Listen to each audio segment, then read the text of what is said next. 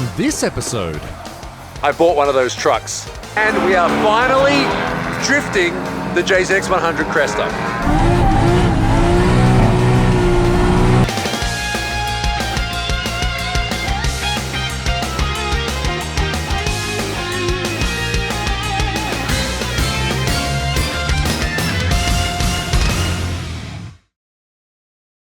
We're out here today at Nikko Circuit and we are finally drifting the JZX100 Cresta. This thing has been sitting in my shed for the past 2 years, but we've finally brought it out here to drift. It's a 500 horsepower 1.5 JZ, and I spent the past 4 days or so sort of, buttoning up some little things that needed to get fixed in order to at least get it driving. I have already taken it out today. We'll get to that later. Just ignore that little puddle of coolant right there.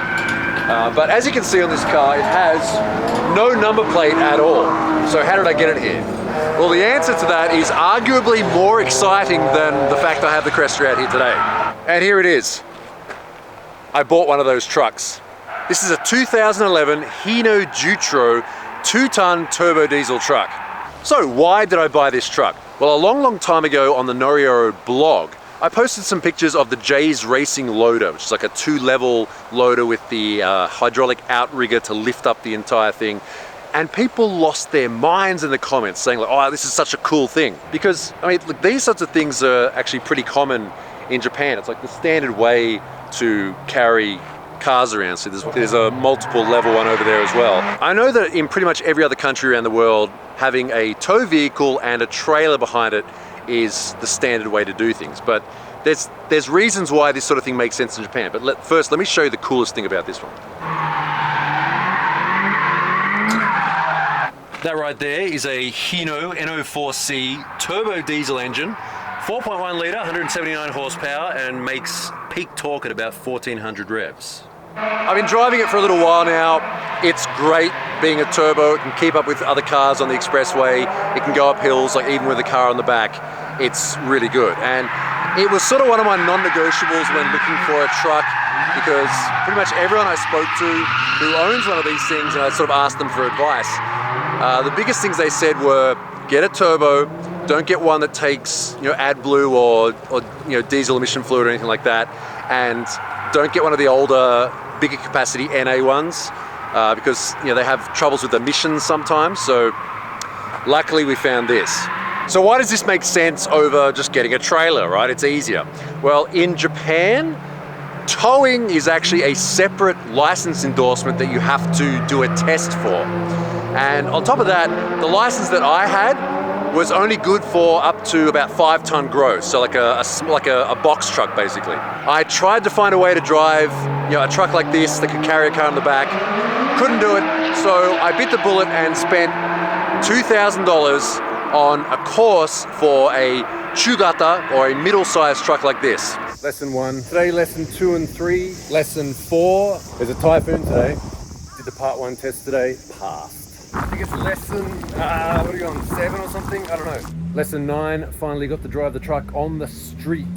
3 hours today. Last lesson, test day today. Passed. Came down to the license center at Samezu. We now have a truck license.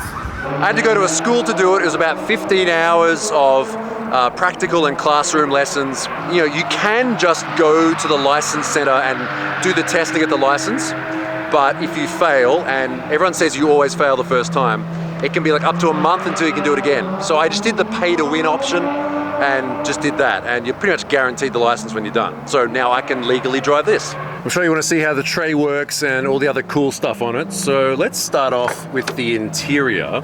Pretty standard as far as trucks go. It has an AM/FM radio, which is less than ideal. But I showed this on Instagram a while back. Look at this, if I just pop it out of gear. Let's say, for example, you wanted to take a bit of a break, right, and stretch out. Well, you can fold the gear knob flat. And not only that, you can also fold that down. And then if you fold that down, you sort of have a flat bench you can lie down across and have a little sleep. Unfortunately, I'm not Japanese sized. If I try and sleep in there, it's almost impossible. But it's a pretty funny little feature. All right, let's start her up.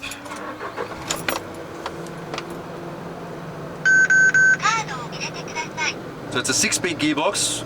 First is ultra low. Normally you just start in second gear. Some other cool features it has a hill start assist. So when you pull up to a set of lights, it automatically holds the brakes, which is not only good for hill starts, but also just you don't have to hold the brakes at the lights. It also has eco mode, which I think just turns the boost down from what I can tell. But this is the fun button right here, the PTO. Oh wait, before we do that, look at this. Here's the automatic mirror retractor as well. Which is handy. So the PTO, which is the power takeoff, which powers the hydraulic system, you push the clutch in, turn that on, and there you go, there's a light. See here it says PTO, this says turn off PTO. You don't want to leave that running when you're driving. So this is just the hydraulic system which is connected to the gearbox to run the bed. So this bed is made by Unique, which is a really common brand, and these are the controls for it, but it has a remote. Check this out. So if we power that on, there we go, and all we have to do is this.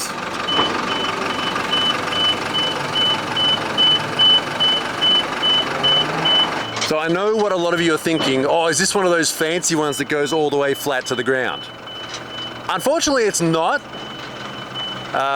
These trucks right now are extremely hard to find at auction, like in the state that you want them. Like we went through about 3 weeks worth of auctions until we found this one. It was the closest thing to what I wanted.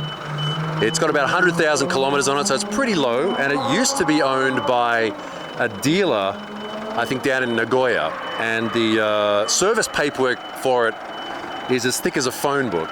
And I also got a lot of advice from people who own these things to see are those super low ones good? And one thing that people told me was, don't get one of those because you need so much space to load a car on, which at a track is not really that much of a problem. But if you're trying to recover a vehicle or things like that, like for example, the trucks that recover cars from like Toge back in the day were always the super short ones because you don't need much space or flat ground. Okay, next step. To lower this, normally there's like a buckle here you have to undo, but all you have to do is this. And then just press the remote. Too easy. There you go. Yeah, so it does kind of take up a ridiculous amount of space, but as you can see, it is quite low, and the best part about this particular one is there's no step.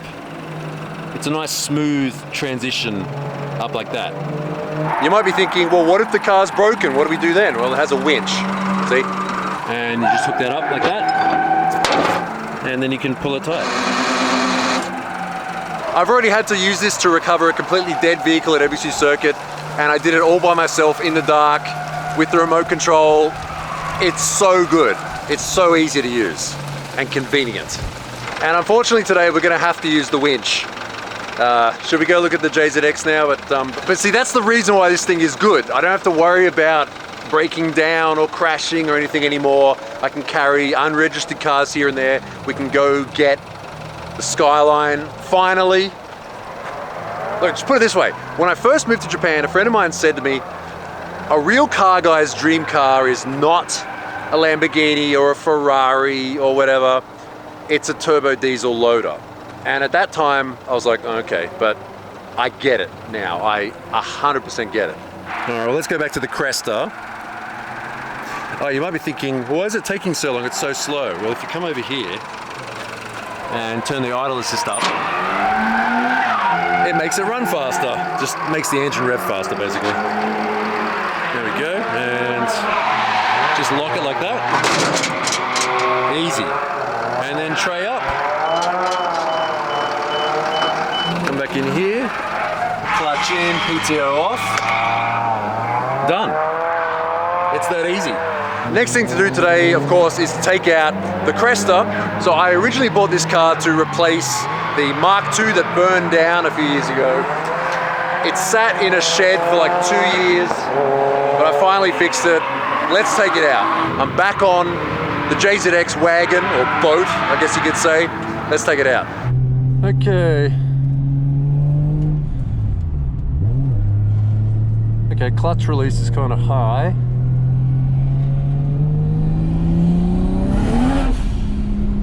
Okay.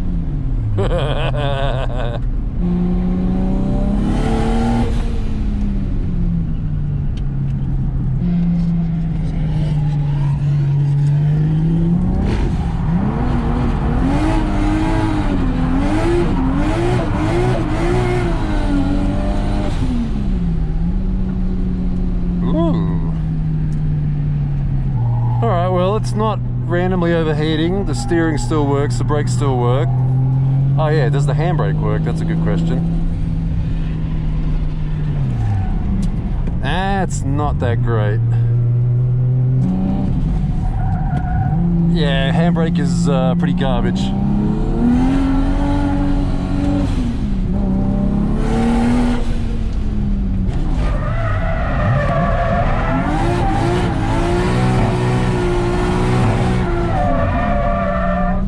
Ooh, what was that banging? Was that the exhaust or was that something?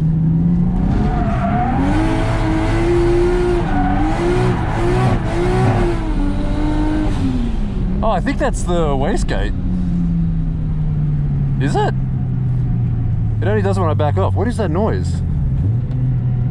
It's making weird noises.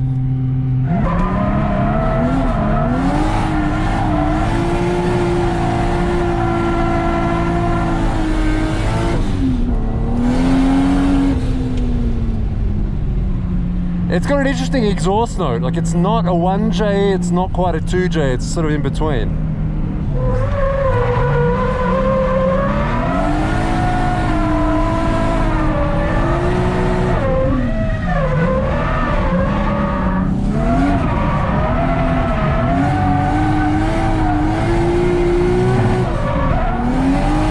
Oh, brake slide! Yeah. Okay, so I have to be careful because this transmission, as far as I know, it's a regular JZX 110 box.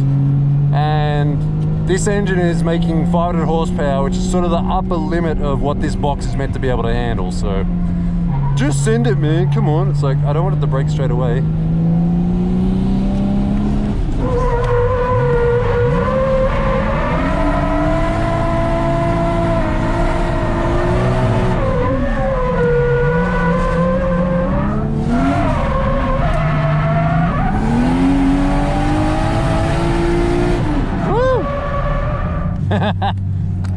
Yeah. I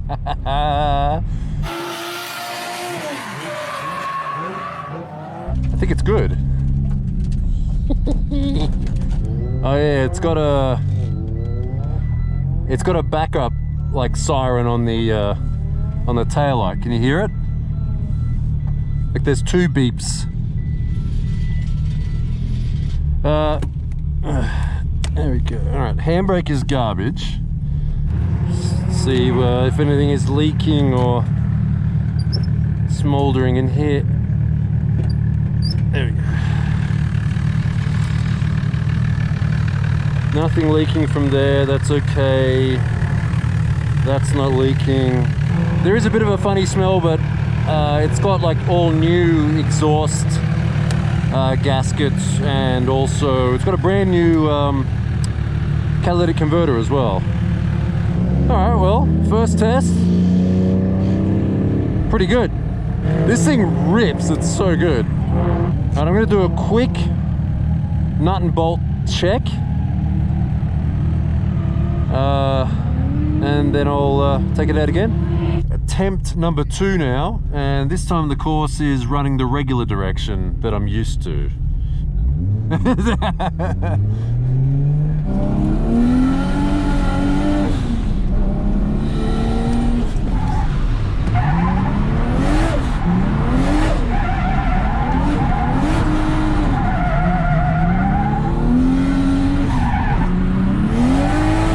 Oh, it just bakes.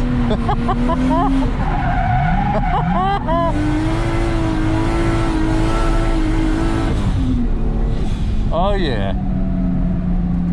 Oh, that 3 litre. Okay, where does it come on power? 3,000. Like 4,200 it comes on. Okay, that's pretty high.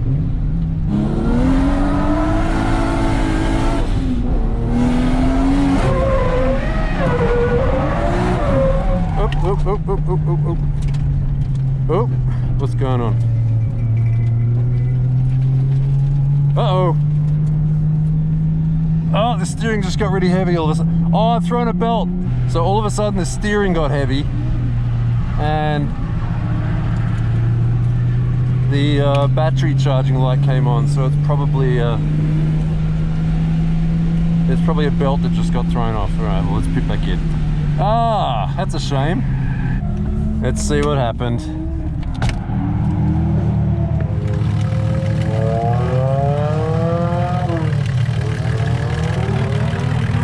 Well, the belt is not turning. Oh, I think the yeah, the well, there's the problem. See that pulley there? That's the crank pulley. It's not meant to look like that. It's meant to have another ring and a rubber damper, but unfortunately the rubber dampers get kind of old and break after a while. Yeah, so now the engine bell's just all floppy. So when that broke, I lost power steering. I also lost alternator and the water pump. So no coolant. So it, yeah, it kind of overheated. There we go, the Magician JZX110 has a JZ, so you can probably see it on there. Yeah, that's how it's meant to look. So it's got the bit on the inside and the ring on the outside. Well, my JZX has performed a bit flakily today, but not as flaky as this. See, normally this would be really upsetting. I'd be like, oh, I've got to find a crank pulley and oh, I need to get like an air gun to get the crank pulley bolt off because it's so tight. How am I gonna get home? Gotta call someone. I can just put it on the truck and go home. But I know that having a trailer is kind of standard for a lot of people. And look, I like the idea of a street registered drift car, you know, especially in Japan where you can do it and sort of get away with it. But having the truck just changes everything. This is so much better now. Also, this might just be me making up sort of coping excuses now, but I did notice the VCT solenoid's been ticking and the power steering pump is weeping a bit, and it might be a good idea to change the water pump anyway, so, you know, good excuse to, you know, change the seals on the front of the engine and stuff like that. So, yeah, might get back to the shop for a little while. But how good was it when I did run though? This thing's a beast!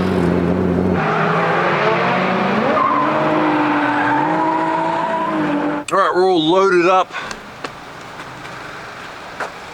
Zero stress, it's great. But there's one thing that I really want to do before we go.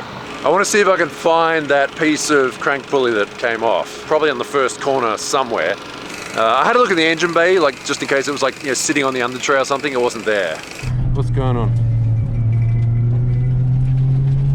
I'm guessing it sort of flew outwards. We're looking for a ring about that big. Oh, there it is. Found it. Yeah. That's it. That's what we're missing. Yeah, see the rubber bushing on the inside? It's all torn. So that ripped off. And the reason that ripped off is because that rubber gets old. You know, the car was sitting there for like 5 years before I bought it, and then it sat another 2 years. So. Yeah, some JZ owning friends DM me after they saw on Instagram what happened. And I said, oh yeah, this. And they go, oh yeah, that's it's pretty normal for JZXs. ありがとうございました。お疲れ様でした。ミッケ。何それ？ああ、フリー。そう。飛んだ。飛んだ。あら。もう古いから。しょうがない。しょうがないね。また今度よろしくお願いします。Alright, good day today. Subscribe to the channel if you want to see more stuff like this. One downside I can see of this truck is it's going to definitely make me more lazy when it comes to maintaining the car well, because normally I street register my stuff and drive to and from the track, so I have to be a bit more careful about it. But the upside, I guess, is we get to go to the track more because I can take all my cars to any track now. And it means I can go pick up the beer can Skyline and bring it back to the shop Thanks to all the Patreon subscribers who get to see the videos early. And as always, thanks for watching. See you next time.